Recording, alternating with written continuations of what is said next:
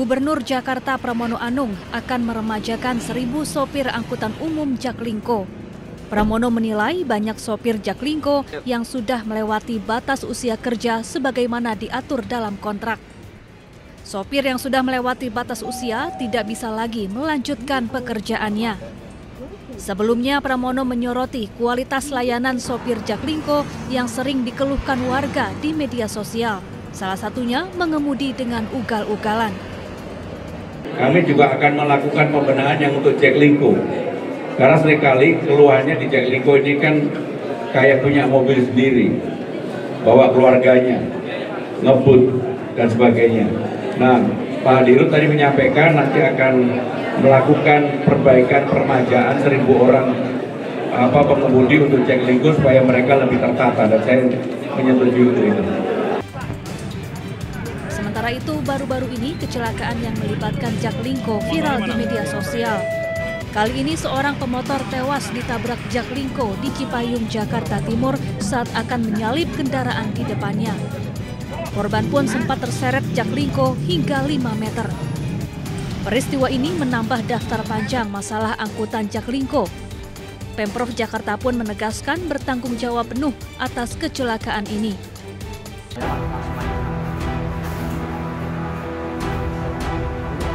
Polisi melakukan penggerebekan di salah satu rumah yang dijadikan tempat pembuatan sabun deterjen palsu di Kafling Karolus, Kampung Sawah, Kelurahan Jati Murni, Jati Sampurna, Kota Bekasi. Penggerebekan dilakukan usai adanya laporan dari konsumen terkait pembuatan sabun deterjen palsu berbagai merek terkenal. Sejumlah pekerja melakukan pembuatan deterjen palsu dan melakukan pengepakan sabun deterjen ke dalam jerigen dan kemasan dan siap dijual secara online. Polisi menangkap seorang wanita pemilik home industry serta puluhan karyawan.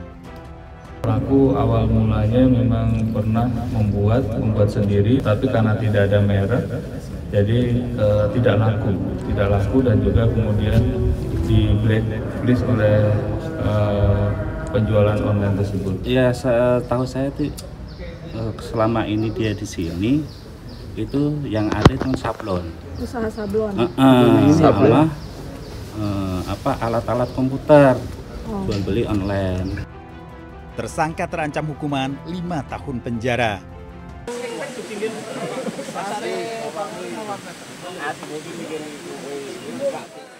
Sebuah mobil terjun bebas ke dalam jurang di Desa Tegaron, Kecamatan Banyu Biru, Semarang, Jawa Tengah.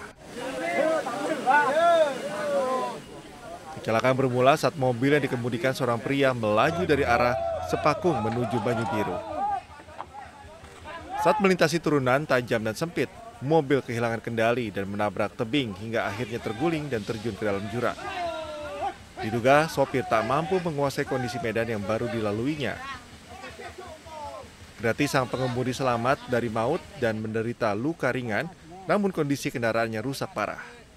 Proses evakuasi menggunakan mobil pemadam kebakaran berlangsung dramatis.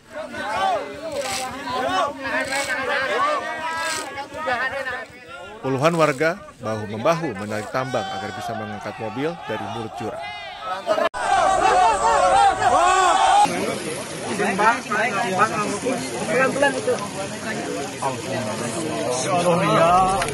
Beginilah detik-detik proses evakuasi warga yang tertimbun akibat bencana tanah longsor di Dusun Situkung, Padanarum, Banjarnegara, Jawa Tengah. Usai berhasil dievakuasi, korban segera dilarikan ke rumah sakit terdekat. Sejumlah warga terdampak longsor dievakuasi ke kantor kecamatan setempat.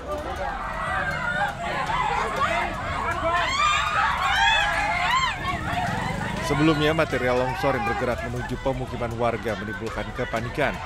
Warga berlarian keluar rumah untuk menyelamatkan diri dari musibah longsor.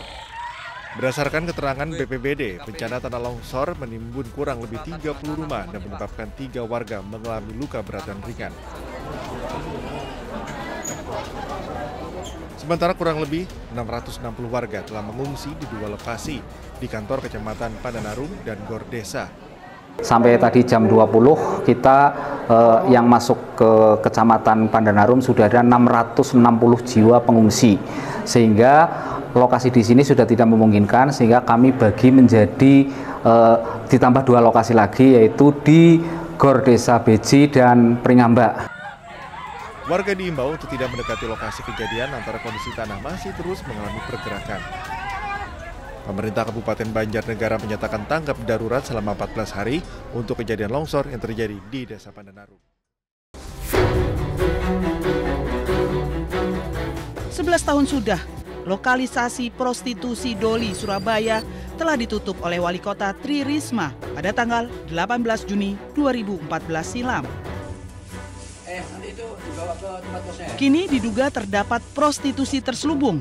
Satsamta Polrestabes Surabaya menggerebek prostitusi terselubung tersebut di wilayah Doli hingga menangkap 2 pelaku yang diduga muncikari.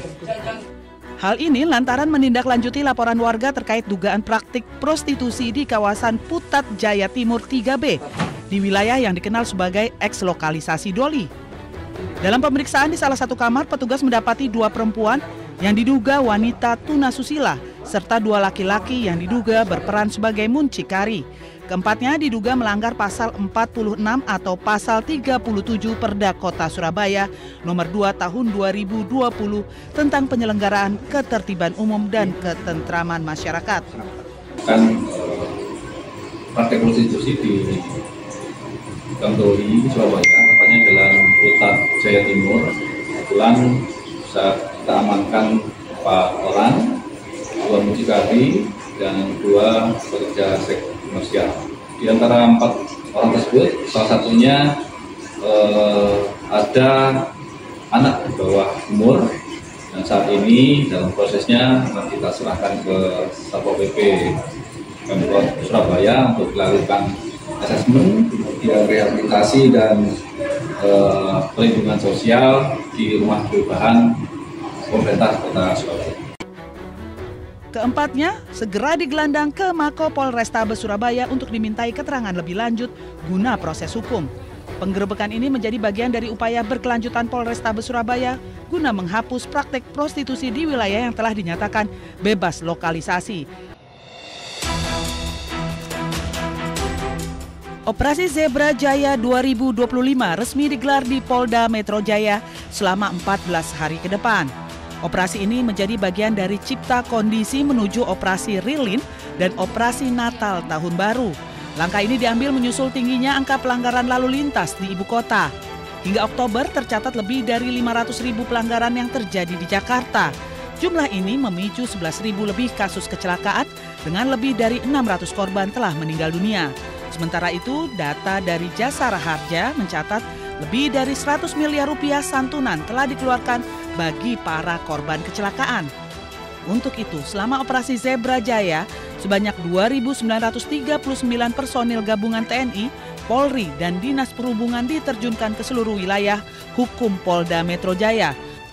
Polisi juga menetapkan 11 sasaran pelanggaran prioritas, diantaranya tidak menggunakan helm, pengendara di bawah umur, pelanggaran batas kecepatan, kendaraan tanpa TNKB, pengaruh alkohol, balapan liar, penggunaan plat diplomatik dan plat dinas TNI, Polri yang tidak sesuai dengan ketentuan. Diharapkan operasi Zebra ini dapat meningkatkan kepatuhan masyarakat sehingga angka kecelakaan dan fatalitas dapat ditekan. Tidak lagi menggunakan pola razia stasioner, tapi kita lebih menggunakan hunting system. Nanti akan banyak personil gabungan, TNI, Polri, Dinas Perhubungan akan menyisir ruas-ruas jalan yang biasanya banyak sekali terjadi pelanggaran di luar dari 127 ruas jalan yang terpantau langsung oleh kamera etle. Kemudian aktivitas etle mobile juga akan kita masifkan. Untuk etle mobile ini bisa mengcapture depan dan belakang. Tilang manual juga akan diterapkan sebagai langkah akhir penindakan hukum. Tilang manual akan dilakukan di lokasi yang tidak terpantau oleh kamera etle.